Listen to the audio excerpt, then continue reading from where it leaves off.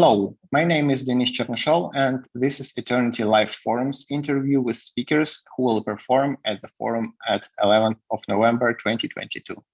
Eternity Live Forum is a major event, a concentration of experience, knowledge, and research from a number of scientists who will present the latest developments and ways to increase life expectancy and perhaps achieve immortality.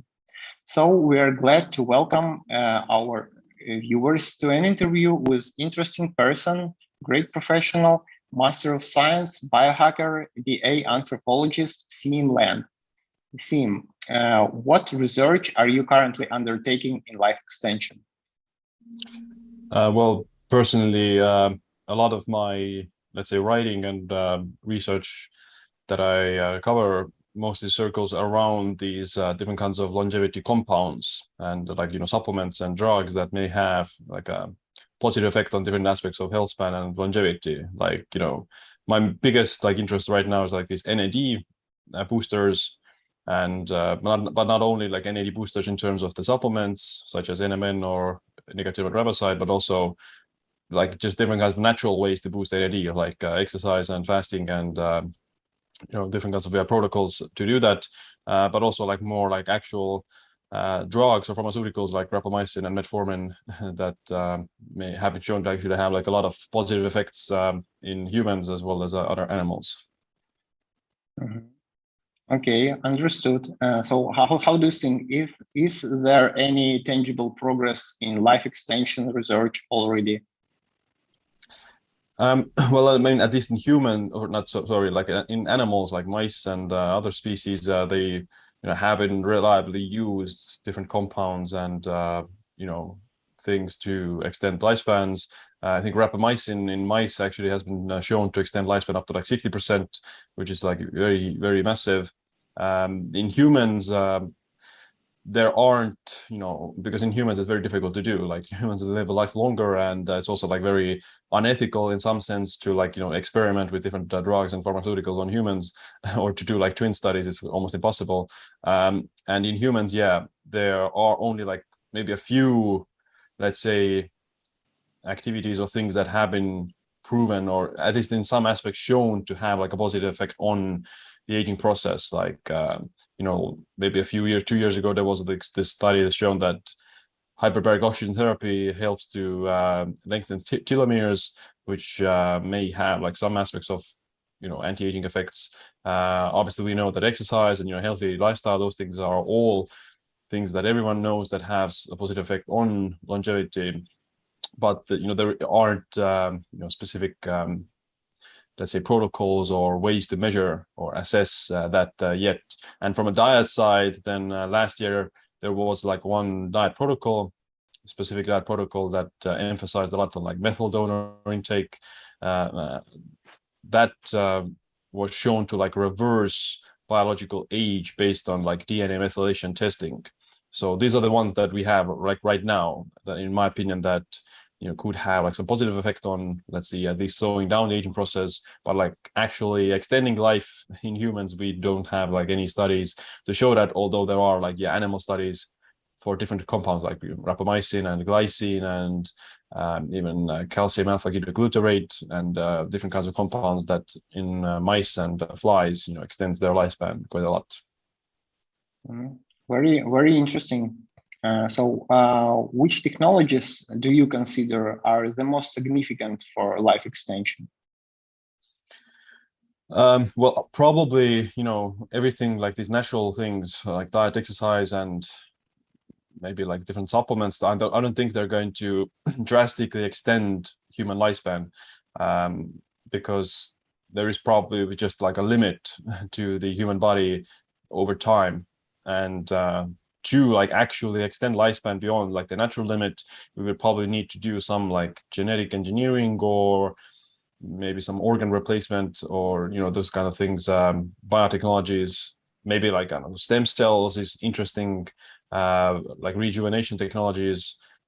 Those could probably have some potential.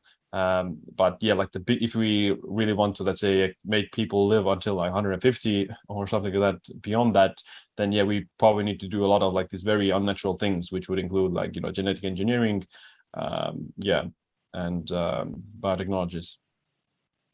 Great, understood. Do you believe that science and medicine are capable of achieving immortality for humans in the future? Well, I think theoretically everything is possible. Like theoretically, eventually, like let's say in a few thousand years or 10,000 years, we probably could achieve something analogous to immortality. How does it actually look like, or how does it feel like? It's hard to tell, because I think that in order to actually reach immortality, then we need to really change what it means to be human, and we probably wouldn't be the same species in that sense once we would achieve that. And I think because it's very difficult to know whether or not, let's say, what it would be like to be immortal. And let's say there are like these theories about uploading your consciousness to some sort of a cloud or like a flash drive or I don't know, something like that. Then in that scenario, like when you detach, we don't know that much about like consciousness. Like if you detach your consciousness and put it into like another body, like a flash drive or the internet or cloud, something, then could you actually, as a person, you would probably die, or you wouldn't consciously recognize yourself as being you anymore. You would be like another consciousness entity in another body, that body would be like maybe like a robot or flash drive or something else. So if you detach, I personally think that if you detach your consciousness from your body, that roots all your memories and your conscious experiences, then you would also cease to exist, because you as a person who you think you are consciously right now, it's rooted in your body and it's kind of embedded in there. And if you take it out, then I personally think that at least you would you could survive as a conscious being, but you don't have any memories of you being you anymore, and you forget what it's like to be you, and therefore you kind of theoretically die, or your self sense of identity dies, but your like mind or something may continue to exist, although like in another body. So I think that immortality, like a biological immortality, is probably not possible, because your body is still a biological organism that just wears down over time. And you can probably with technology and science, you can start to replace your organs and use stem cell therapy and like these rejuvenation technologies to keep you alive. And maybe like your brain would be the only thing that is you eventually, and after all, you replace every cell and organ in your body with like nanotechnology or like robotics. But eventually, to reach actual immortality, then it's very like almost impossible, I think. Okay, understood. It's very, very interesting opinion. And okay, in your opinion, what do we need to investigate more at this stage in the study of immortality? Not maybe immortality, but the longevity of life for 200, 300 years. So let's say for the first stage of like making humans live until 200 or 150, for this current stage, we just need to investigate what is causing aging. Like we don't really know that. There are like these hallmarks of aging and theories of why we age, of why we deteriorate and get older, or like why does biological aging occur. We don't know that. So it's once you identify the cause, then you can start to find solutions to that. So I guess a lot of effort should be placed on like figuring out actually what is important in aging. So instead of like trying to fix random mechanisms and processes that we may not know we don't know if it actually has like a central, like telomeres. Like many people think that telomeres aren't actually important for aging, where some others think that they do. I do think they might play a role, maybe not the most important one, but for sure, like if we focus a lot on like telomeres, but it turns out that telomeres aren't that important at all for aging, then we've just wasted a lot of time and resources on this one particular thing that in the end wasn't important. So we need to figure out what is the root cause of aging and what is causing it. Okay, thank you very much for such an interesting conversation, and see you at Eternity Life's forum.